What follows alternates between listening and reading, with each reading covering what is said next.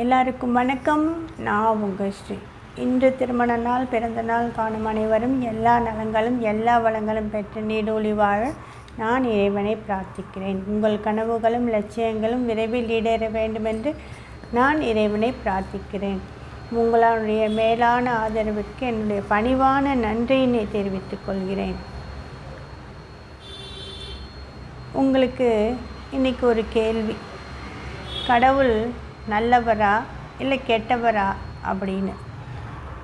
என்னடா இந்த ஸ்ரீக்கு பைத்தியம் பிடிச்சிருச்சா, கடவுளை பற்றி இப்படி கேட்குது அப்படின்னு நினைக்கிறீங்களா? எத்தனையோ நம்ம கேட்குறோம் கடவுள்கிட்ட, அது வேணும் இது வேணும்னு வேண்டுறோம். சிலது தான் கொடுக்குறாரு, சிலது தடுத்து நிறுத்திடுறாரு, கொடுக்காம விட்டுறாரு, சிலது காலம் கடந்து கொடுக்குறாரு. நம்ம அந்த வேண்டுதல் பட்சமாங்கிறதே மறந்து போகிற அளவுக்கு காலம் கடந்து கொடுப்பாரு. நீங்கள் அதெல்லாம் கவனிச்சிருக்கிறீங்களா? ஏன் கடவுள் எல்லாருக்கும் கேட்டதை கேட்ட உடனே அப்படியே கேட்டதை அப்படியே அள்ளி கொடுக்கறதில்ல? இதுக்கு ஒரு கதை. வீடியோக்குள்ளே போகலாமா? ஒரு ஊரில் ஒரு காட்டில் ஒரு முனிவர் தவம் செய்துக்கிட்டு இருந்தார். அந்த முனிவர் கூட அந்த காட்டிலேயே ஒரு நாய் ஒன்று இருந்தது. அது முனிவர் கூடவே இருக்கும். முனிவர் சாப்பிட்டு மிச்சம் கொடுக்குற காய் கனியை தான் அது சாப்பிட்டு வளர்ந்தது. அதுக்கு மாமிசம் சாப்பிட்றதுனாலே என்னன்னே தெரியாது. அப்படியே அந்த முனிவர் கூடவே அது வாழ்ந்து அவர் போலவே அதுவும் இருந்தது. சொல்வோம்ல, யாரு கூட நம்ம சேர்றோமோ அது மாதிரியே ஆயிடுவோம், அவர்கள் போலவே ஆயிடுவோம் சொல்கிறோம்ல, அதுதான். யார் கூட சேர்றோமோ அந்த குணம் அப்படியே நம்மளுக்கு வந்துடும். சிலவங்க இருப்பாங்க, காவாயின்னு சொல்லுவாங்க. அந்த மாதிரி வாயில் நல்ல வார்த்தையே வராது. அவங்க கூட ஒரு 2 நாள் சேர்ந்து இருந்து பாருங்களேன், அப்புறம் நம்ம வாய் கூவ மாதிரி ஆகிடும். சிலவங்க இருப்பாங்க, அடுத்தவங்களை மட்டம் தட்டியே பேசியே வாழ்வாங்க. தன்னோட லட்சணம் என்னன்னு தெரியாமல் மற்றவங்கள மட்டம் தட்டி வாழ்வாங்க. சரி, இதெல்லாம் நமக்கு எதுக்கு? இப்போ நம்ம கதைக்குள்ளே போகலாம். இப்படியே அந்த நாய் வாழ்ந்து வந்தப்போ ஒரு நாள் அந்த காட்டில் ஒரு சிறுத்தை இந்த நாயை அடித்து சாப்பிட வந்தது. இந்த நாய் பயந்து ஓடி போய் அந்த முனிவர்கிடம் சரணடைஞ்சோடனே அந்த முனிவர் ஒரு ஜபம் செய்து அது மேலே தண்ணி தெளிக்கிறாரு. தெளித்தோடனே அது ஒரு புலியாக மாறிடுது. புலியாக மாறினோடனே அந்த சிறுத்தையை துரத்தி அடிச்சிடுது. இப்படியே இருந்தாலும் புலியாக மாறினா கூட அந்த முனிவர்களிடம் தான் அது வருது. ஆனால் அது ஒரு திருட்டு வேலை பண்ணுது. என்னென்னா, புலி பசித்தாலும் புல்லை திங்காதது இல்லையா?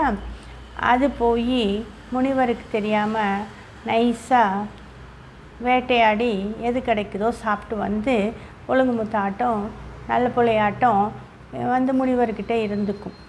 இப்படி இருக்கும்போது அதை ஒரு நாள் ஒரு யானை துரத்துது.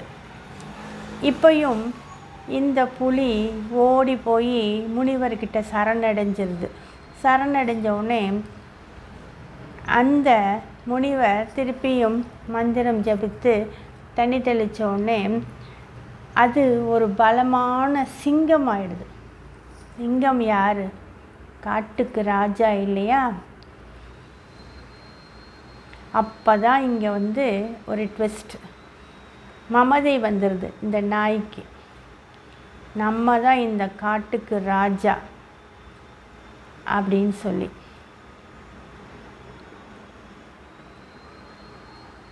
அப்போ இந்த காட்டுக்கு ராஜாவாக இருந்தோடனே இது பல மிருகங்களை அடித்து சாப்பிடுது. எல்லாமே பண்ணுது. அப்படியே ஸ்லோவாக மெதுவாக அந்த முனிவரை பார்க்குறத நிறுத்திடுது. நிறுத்தினோடனே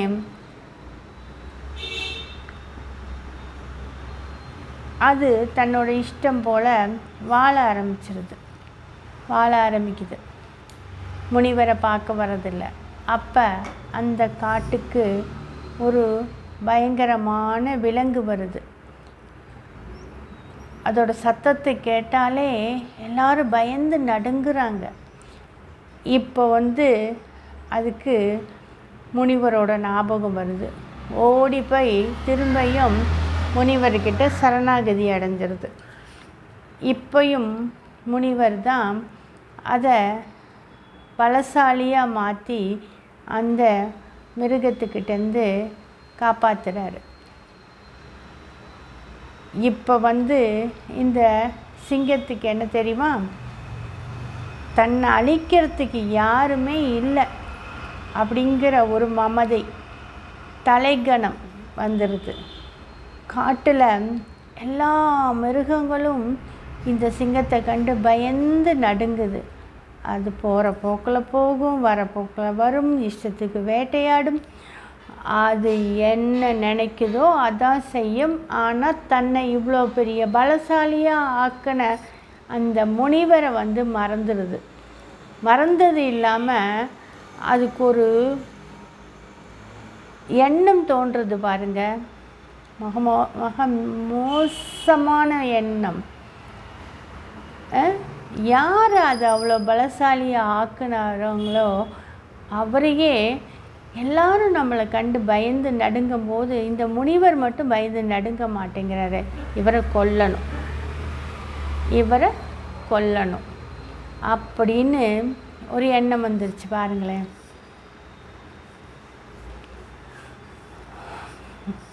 எப்பயும் மனுஷனோட இயல்பு அப்படி தானே, ஏற்றி விட்டவங்களையே கனம் பார்ப்பாங்க தூக்கி, அது மாதிரி. அதனால் பயங்கர ஆக்ரோஷத்தோட முனிவரை நோக்கி ஓடி வருது. இதோட எண்ணத்தை புரிந்து கொண்ட முனிவர் மீண்டும் தண்ணியை தெளித்து அதை பழையபடி நாயாகவே ஆக்கிட்டார்.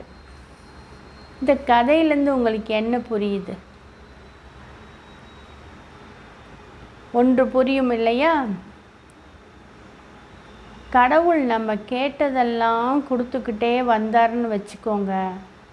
இது மாதிரி தான் இன்றைக்கு ஒன்று கேட்போம், இதோடு சிறந்ததை இன்னொன்று கேட்போம், அதுக்கடுத்தது அதை கேட்போம். இப்படியே கேட்டு கேட்டு ஒரு நாள் நம்மளே மிகப்பெரிய நான் கடவுள் அப்படின்னு நினச்சிக்குவோம். அதனால தான் அளவுக்கு அதிகமாக நம்ம கேட்டதெல்லாம் கிடைக்கும்போது நம்ம தன்னிலை மறந்து தலைகணம் அடைந்து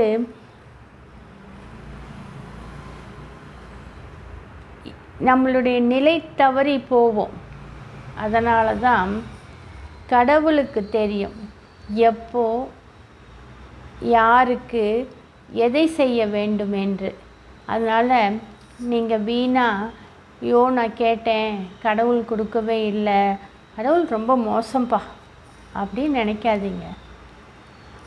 எது நமக்கு தேவை, எது நமக்கு நன்மை அளிக்கக்கூடியவை அப்படிங்கிற இதை தெரிஞ்சு நமக்கு கடவுள் அதை நமக்கு கொடுப்பார். நம்மளை படைத்த கடவுளுக்கு நமக்கு எதை எப்போ கொடுக்கணும்னு தெரியாதா?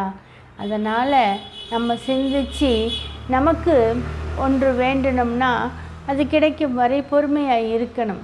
கிடைக்கலன்னா அது நமக்கு நன்மை பயக்காதுங்கிறத புரிஞ்சுக்கணும். இந்த கதை உங்களுக்கு பிடிச்சிருக்கா? இந்த கருத்து உங்களுக்கு பிடிச்சிருக்கா? வீடியோக்கு ஒரு லைக் போடுங்க, உங்கள் ஃப்ரெண்ட்ஸ் அண்ட் ஃபேமிலிக்கு ஷேர் பண்ணுங்கள். எப்பயும் போல் எனக்கு சப்போர்ட் பண்ணுங்கள். நன்றி.